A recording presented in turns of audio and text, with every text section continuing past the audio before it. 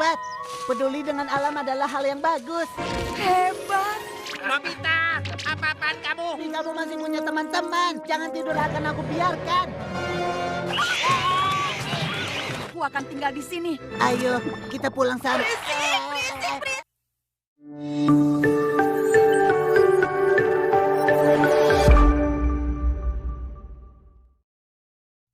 Hai semuanya, kembali lagi bersama Hirka Harika. Nah, kali ini Mimin bakal bawain alur cerita dari Doraemon yang berjudul Hutan Hidup. Dan gak usah berlama-lama lagi, yuk langsung saja kita pergi ke pembahasannya. Film dimulai pada tahun 1969, bulan November. Di sebuah gedung terdapat seorang komikus yang tengah bingung terkait komik yang hendak ia buat bernama Fujiko F. Fujio. Saat di perjalanan pulang, ia berpikir untuk membuat karakter kartun yang bisa keluar dari meja belajar. Saat sampai di rumah, ia menengok istri dan kedua anaknya yang tengah tertidur. Setelah itu, Fujiko kembali berpikir terkait kartun yang hendak ia buat. Ia menghayal, jika ia memiliki mesin waktu dan dapat melihat karakter yang telah ia buat di masa depan.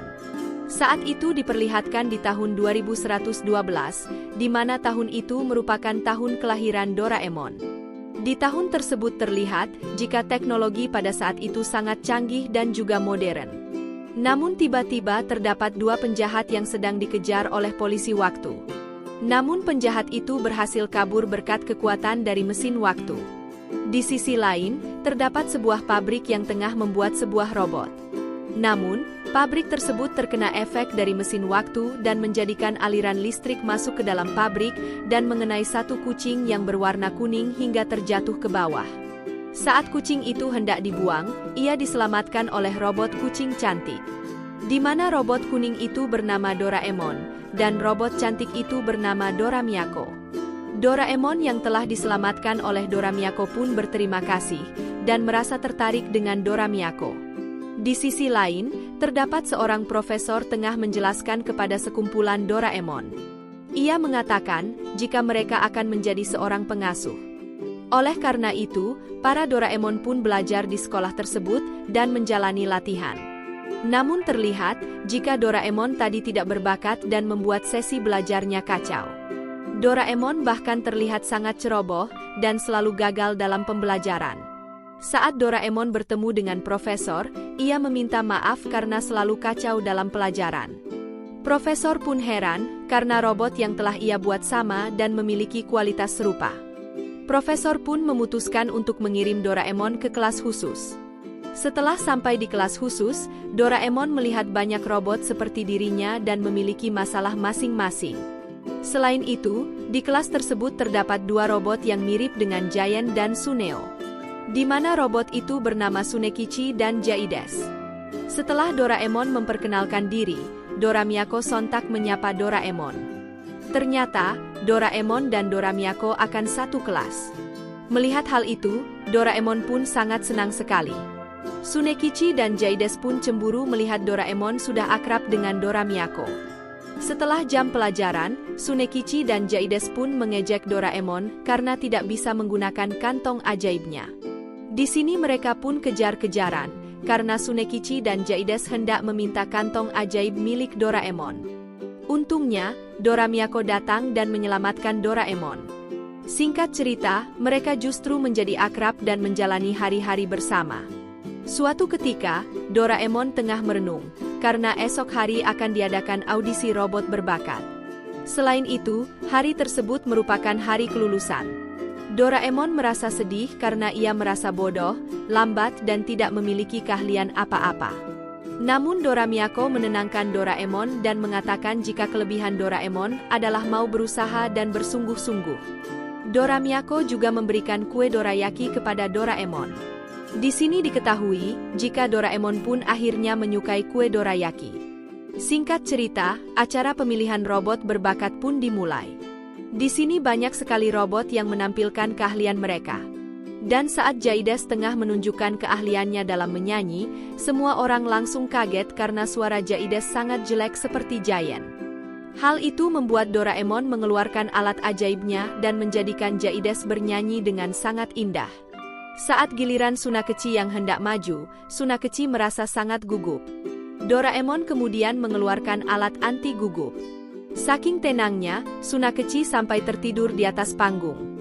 Kemudian giliran Dora Miyako yang menampilkan keahlian menarinya. Hal itu membuat banyak orang yang hendak memilih jasa Dora Miyako. Dan yang terakhir adalah Doraemon, namun karena saking gugupnya, Doraemon justru banyak kesalahan, hingga orang-orang merasa ragu untuk memakai jasanya.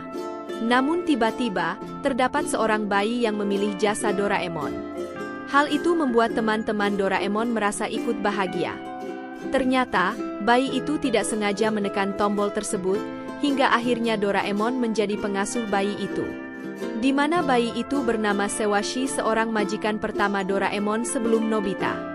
Suatu hari, saat Wansu selesai bertemu dengan anak didik yayasannya, ia pun pulang bersama Duyong dan seorang pengawal lain. Di tengah jalan, mereka diikuti dengan sebuah drone pengontrol bom. Untungnya, Duyong segera menyadari hal itu. Duyong pun berusaha untuk menghindari bom yang mengincar mereka. Dan saat itu, terdapat satu drone yang berhasil masuk melalui bawah mobil dan meledakkan bom tersebut. Ternyata orang yang mengontrol drone itu adalah salah seorang pengawal di istana utama yang bernama Lee Jin. Untungnya, Duyong masih sadar dan langsung menyelamatkan Wansu. Saat tengah membawa Wansu menjauhi tempat tersebut, tiba-tiba, mobil mereka meledak hingga beberapa serpihan ledakan mengenai tubuh Duyong. Di sini, Duyong pun langsung terjatuh tak berdaya. Berita terkait Wansu yang menjadi incaran pembunuhan pun langsung heboh di media. Sementara itu, Wansu dan Duyong dibawa ke rumah sakit terdekat. Beruntungnya, Wansu dan Duyong berhasil selamat. Lee Jin pun terlihat kecewa saat mengetahui jika Duyong selamat. Kemudian, ia berniat untuk membunuh Duyong saat Duyong dipindah ke ruang rawat. Namun aksinya gagal, karena di ruangan itu diawasi CCTV. Jin kemudian melaporkan kepada seseorang jika misinya gagal. Di sisi lain, Wansu pun sadar. Ia pun panik dan menanyakan keadaan Duyong. Karena saat ini, ia mengingat jika pada saat itu, Duyonglah yang menyelamatkan dirinya. Kim Yong-kuk yang sedari tadi menunggu Wansu sadar pun merasa kecewa karena orang yang pertama kali Wansu cari bukan dirinya, melainkan Duyong. Sementara itu, kepala polisi pergi ke istana Hwain.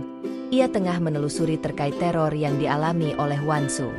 Dikarenakan hal ini pernah terjadi dan berkaitan dengan ISIS, maka kepala polisi juga tengah mencari tahu hal itu, karena tentunya akan berpengaruh dengan urusan negara. Sementara saat di luar, Pak Han yang merupakan sekretaris Hwain mengatakan, jika para polisi diminta untuk tidak mencari tahu pelakunya. Karena, saat Wansu mendapat teror, nama Wansu justru menjadi naik, dan saham Hwain Group juga ikutan naik. Kepala polisi pun berpura-pura memahami perkataan Pak Han. Namun sebenarnya, ia merasa curiga dengan Pak Han yang terlihat sangat aneh. Di sisi lain, Pak Park pun kembali diberikan tugas untuk membawa uang untuk dibawa ke kasino. Pak Park pun menjadi teringat akan ucapan Duyong terkait pembunuh bayaran. Pak Park pun ikut penasaran, apakah uang itu merupakan uang kotor, atau uang untuk menyewa pembunuh bayaran. Di sisi lain, Pak Han tengah berbicara berdua dengan Ibu Park. Ibu Park tengah merasa khawatir dengan anak keduanya yang keras kepala dan serakah. Setelah itu, Pak Han pun pergi menemui Yung Min. Yung Min mengatakan, jika ia tidak terima jika Wansu atau kakaknya tidak meminta maaf kepada mereka. Namun menurut Pak Han, hal itu tidak akan mungkin terjadi. Istri Yung Min mengatakan, jika ia tidak terima, seorang pegolf rendahan merendahkan martabat mereka. Pak Han heran, mengapa mereka semua justru mementingkan egonya sendiri.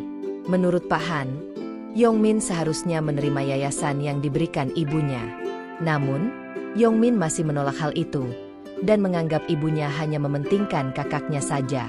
Yong Min juga kesal dengan Pak Han, karena Pak Han berani memerintah dirinya. Karena menurut Yong Min, Pak Han hanyalah seorang pengacara keluarga.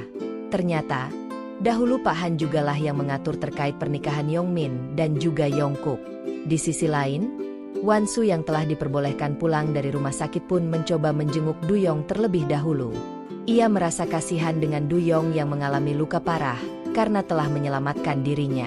Saat itu, Wansu mengatakan, jika ia tak tahu bagaimana caranya agar ia bisa balas budi kepada Duyong. Wan Su juga mengatakan, jika saat ini, ia telah mempercayai Duyong.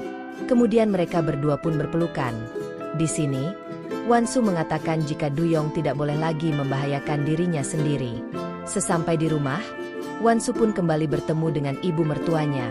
Ibu mertuanya mengatakan, jika tahun ini Wan Su benar-benar sial, karena ia sudah 2 kali mendapat serangan. Ibu Park pun meminta Wan Su untuk bersikap lebih baik dan setidaknya menghormati Jang Tera. Ternyata, Jang Tera juga hendak investasi di bisnis Yungmin yang bekerja sama dengan Duta Besar Hong Kong. Setelah itu, Wan Su pun pergi menemui kakaknya.